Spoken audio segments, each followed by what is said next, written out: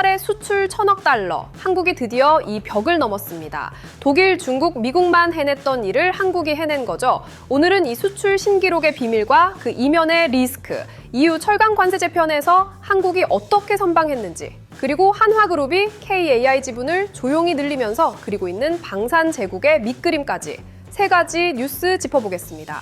자, 먼저 이 숫자부터 보시죠. 지난 6월 한국의 수출액 1,022억 5천만 달러입니다. 전년 같은 달보다 70% 넘게 뛴 거예요. 단순히 많이 팔았다는 게 아니라 한 달 수출로 1,000억 달러를 넘긴 건 한국 무역 역사상 처음 있는 일인 거죠. 이게 얼마나 대단한 건지 비교를 해볼게요. 전 세계에서 한 달에 1,000억 달러 이상 수출한 나라가 딱 4곳뿐입니다.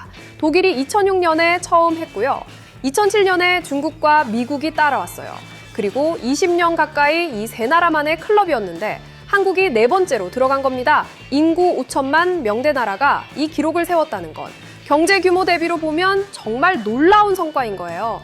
그런데 이 기록의 1등 공신이 뭐냐? 역시 반도체입니다.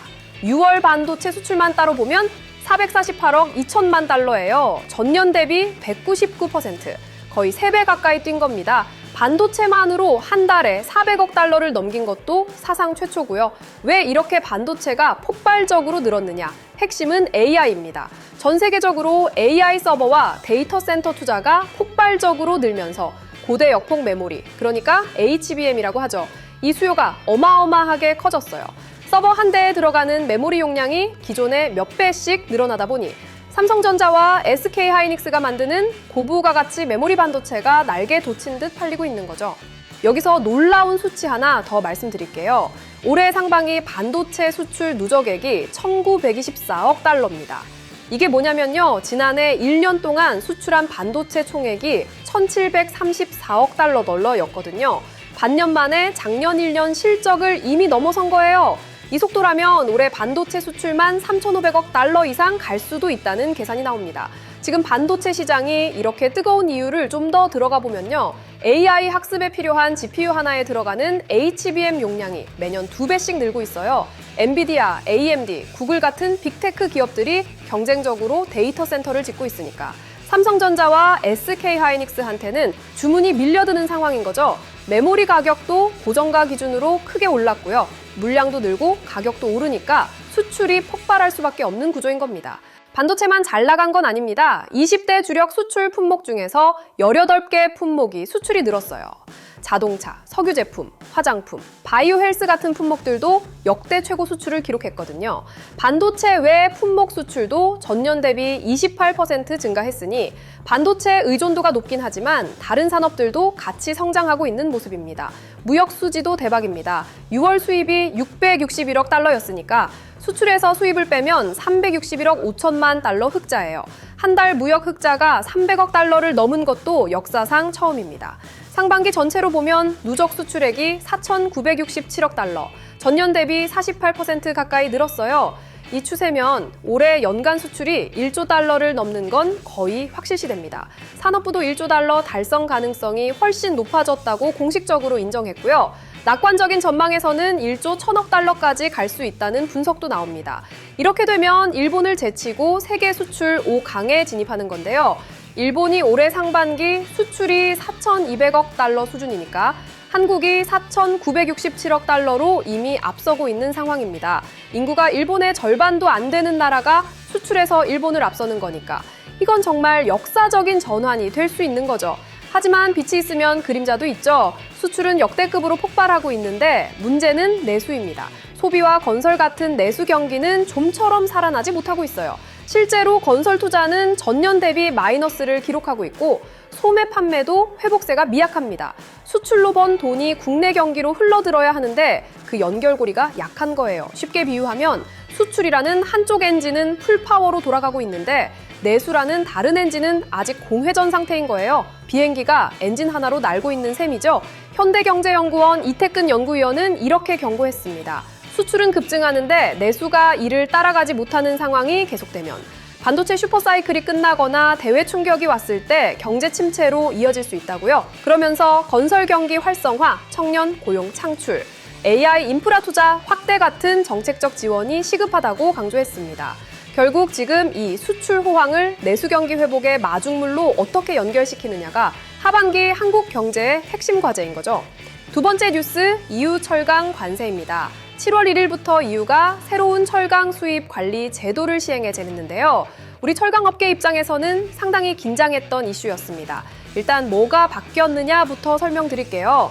EU는 지금까지 전 세계에서 연간 3,382만 톤의 철강을 무관세로 수입하고 이걸 더 넘는 물량에는 25% 관세를 매겼습니다. 그런데 이번에 이 무관세 물량을 1,835만 톤으로 확 줄인 거예요. 46%나 축소한 겁니다. 거의 반토막이 난 거죠. 게다가 초과 물량에 붙는 관세도 25%에서 50%로 2배나 올렸어요. 왜 이렇게 했느냐? 이유도 자국 철강 산업을 지키려는 건데요. 전 세계적으로 철강 공급 과잉 문제가 심각해졌거든요. 특히 중국산 저가 철강이 세계 시장에 쏟아져 들어오면서 유럽 철강 업체들이 큰 타격을 받았어요. 중국은 전 세계 철강 생산의 절반 이상을 차지하는데 내수가 부진하니까 남는 물량을 싸게 해외에 파는 구조거든요. 이걸 막아보려고 장벽을 더 높이 쌓은 건데 문제는 이 관세가 중국만 겨냥한 게 아니라 한국을 포함한 모든 수출국에 적용된다는 점이죠. 자, 여기서 중요한 게 뭐냐면요. 한국이 이 관세 재편에서 어떤 결과를 받았느냐입니다. 결론부터 말하면 선방했습니다. EU 전체 무관세 물량이 46%나 줄었는데 한국의 전용 쿼터는 19.7%만 줄었어요. 기존 258만 1000톤에서 207만 3000톤으로 감소한 건데 다른 나라들과 비교하면 상당히 우호적인 수준으로 조정된 겁니다. 비율을 하나 들어볼게요. 파이 전체가 절반으로 줄었는데 한국이 가져가는 조각은 5분의 1만 줄어든 거예요. 상대적으로 보면 한국의 몫은 오히려 커진 셈이죠. 여기에 더해서 한국에는 추가 혜택도 있습니다. 한 이유 FTA 덕분에 한국은 FTA 체결국만 접근 가능한 공용 쿼터에도 참여할 수 있거든요. 이 공용 물량이 연간 147만 5천 톤인데 여기서 한국 기업들이 물량을 확보하면 전용 쿼터와 합쳐서 최대 354만 8천 톤까지 무관세로 수출할 수 있는 거예요. 오히려 기존보다 총 무관세 가능 물량이 늘어날 수도 있는 겁니다. 이런 결과가 나온 데는 정상 외교와 실무급 협의가 주요했다는 평가입니다. 한경협과 대한상해 같은 경제단체들도 일제히 환영 성명을 냈고요. 정부의 적극적인 노력과 민관 협력의 결과라고 평가했습니다. 다만 완전히 안심할 수 있는 건 아닙니다. 무관세 쿼터를 초과하면 50%라는 높은 관세가 붙으니까요. 그리고 더 큰 과제가 기다리고 있는데 바로 이후에 탄소국 경조정제도, 그러니까 CBAM이라고 하는 거예요. 이건 철강 생산 과정에서 배출되는 탄소에 대해서도 비용을 물리겠다는 건데 우리 철강업계가 탈탄소 전환을 얼마나 빨리 하느냐에 따라 EU 수출 경쟁력이 크게 달라질 수 있는 거죠. 우리 철강 기업들 입장에서는 EU 시장 자체가 중요한 게 EU는 미국과 함께 한국 철강의 양대 수출 시장이거든요. 포스코와 현대제철 같은 우리 기업들이 EU의 자동차용 강판이나 가전용 냉연 강판을 많이 수출하는데 이 부분은 쿼터 안에서 안정적으로 수출할 수 있는 기반이 마련된 겁니다. 앞으로도 정부와 업계의 선제적 통상 대응이 계속 필요한 상황입니다.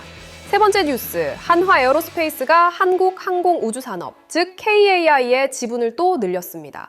7월 1일 공시에 따르면 한화 측의 KAI 지분율이 11.21%까지 올라갔어요. 구체적으로 보면 한화 에어로스페이스 자체가 8.67%를 보유하고 있고 특별 관계자인 한화 시스템이 1.53%, 한화 에어로스페이스 USA가 1.01%를 갖고 있어서 합치면 11.21%가 되는 겁니다. 이번에 추가 배수한 건 6월 24일부터 30일까지 장내에서 사들인 건데 여기에 들어간 돈이 약 1,500억 원입니다. 한화는 이미 지난달 16일에 국민연금을 제치고 KAI의 2대 주주로 올라섰어요. 1대 주주는 26.41%를 가진 한국수출입은행이고요. 그리고 한화는 KAI 지분 보유 목적을 단순 투자가 아니라 경영 참여로 명시해놨습니다. 이게 중요한 신호거든요.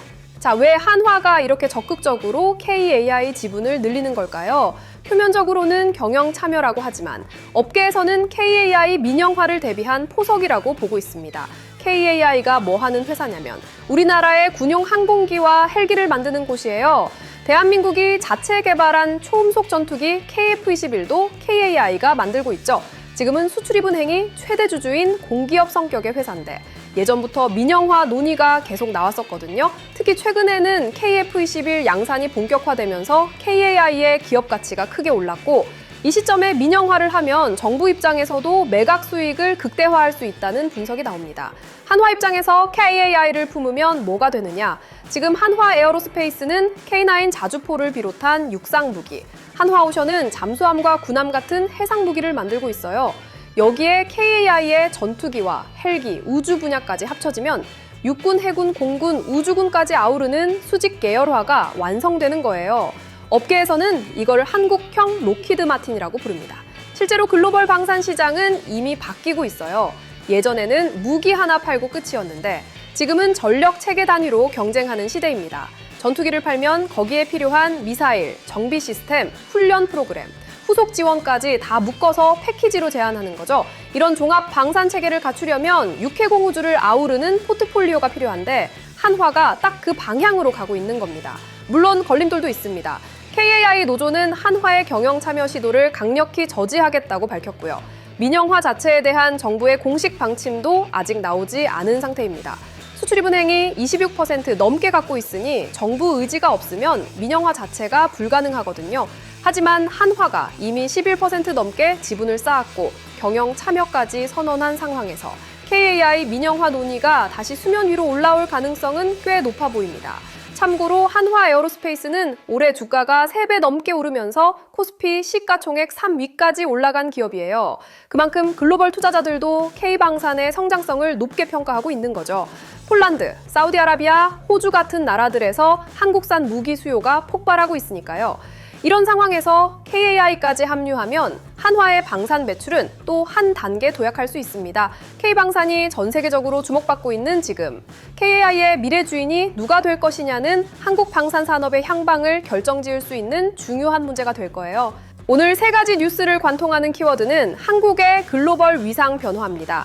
수출은 세계사 강클럽에 진입했고 통상 협상에서도 존재감을 보여줬고 방산에서는 한국형 로키드 마틴의 밑그림이 그려지고 있습니다. 하지만 수출과 내수의 격차, 관세 장벽의 진화, 민영화의 정치적 변수까지 도전도 만만치 않죠. 앞으로 이 이야기들이 어떻게 전개될지 이코노클립에서 계속 전해드리겠습니다. 시청해주셔서 감사합니다.